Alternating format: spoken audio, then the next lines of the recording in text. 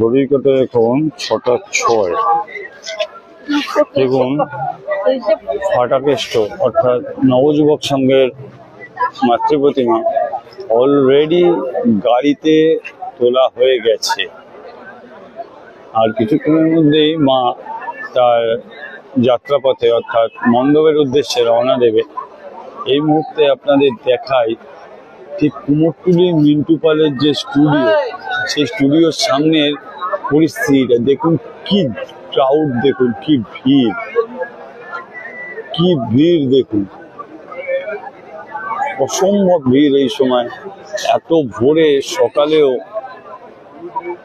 মায়ের এই মানে রূপ দর্শন করতে যে এত মানুষ এসছে, এটা দেখে খুব ভালো লাগছে আর কি। যাই হোক, আপনারা সঙ্গে থাকুন আর বাকি পুরো ভিডিওটা দেখতে থাকুন।